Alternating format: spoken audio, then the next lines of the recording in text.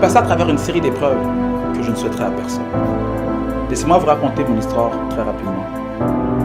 À mes débuts dans le monde des affaires, en plus de devoir faire face aux défis de l'entrepreneuriat, je devais également me battre pour trouver un endroit où dormir, ici à Montréal, puisque je n'avais pas les moyens financiers pour me trouver un appartement. Il y a donc un ami qui m'a hébergé chez lui pendant plus de 6 mois et je dormais sur un sofa une place. C'était vraiment un sofa une place.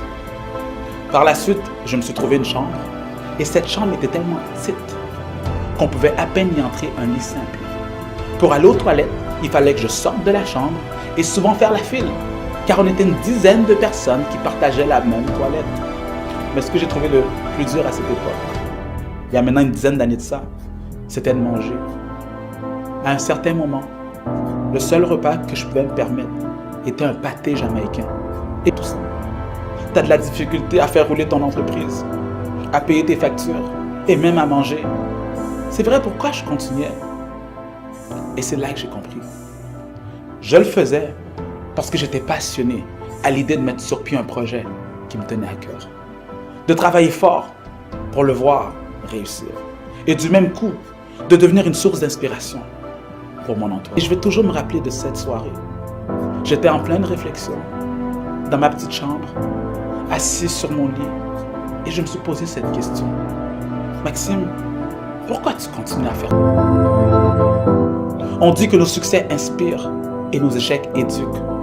C'est vrai que lorsqu'une personne décide de suivre ses passions, il y aura des obstacles sur son chemin. Le découragement viendra, les gens le critiqueront.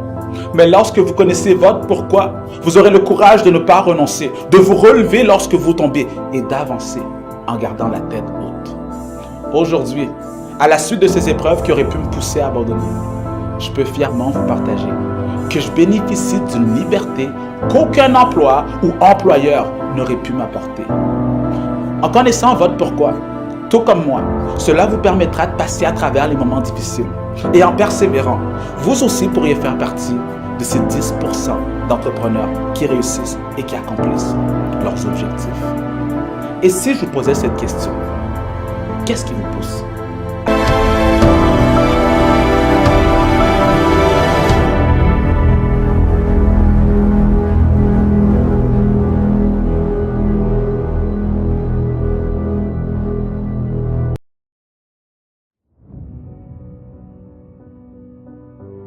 La vie, c'est 10%. Ce qui t'arrive est 90%. Comment tu y réagis?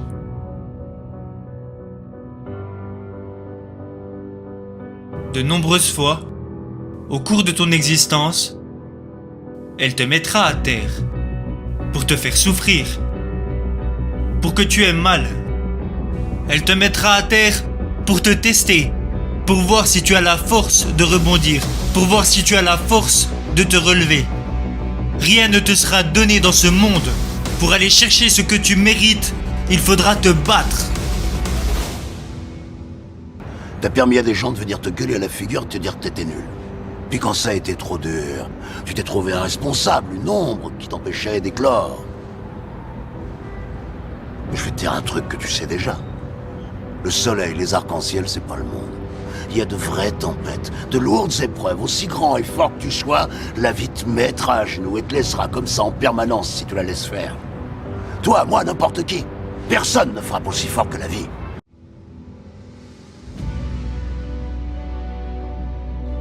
Il faut que tu traînes en enfer pour que tu puisses, un jour, séjourner au paradis. Certaines personnes, pas forcément plus intelligentes que toi, réalisent de plus grandes choses que toi, tout simplement car elles ont décidé de croire en elles. Si tu veux avoir ce que tu désires, il faudra te battre, jour et nuit, à chaque seconde de ton existence. Ce monde n'est pas pour les faibles et tu n'es pas un faible. Je le sais, je le vois dans ton regard. Alors relève la tête et bats-toi! C'est pas d'être un bon cogneur qui compte.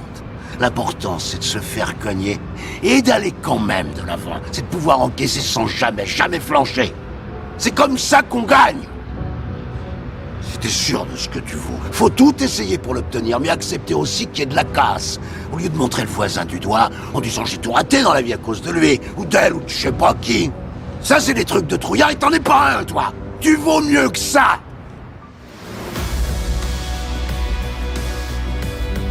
Cesse de te trouver des excuses, c'est ta vie, ta responsabilité. Si tu veux réussir, il faudra en baver, il faudra faire des sacrifices. Ne te contente pas de la médiocrité, laisse ça aux faibles, c'est leur carburant pour avancer dans la vie.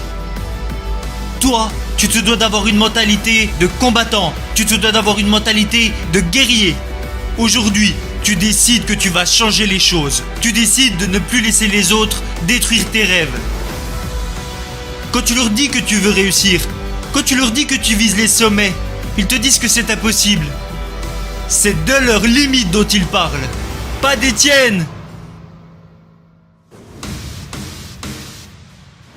La vie est un combat, tu dois devenir plus fort, tu dois devenir meilleur, tu dois devenir inarrêtable.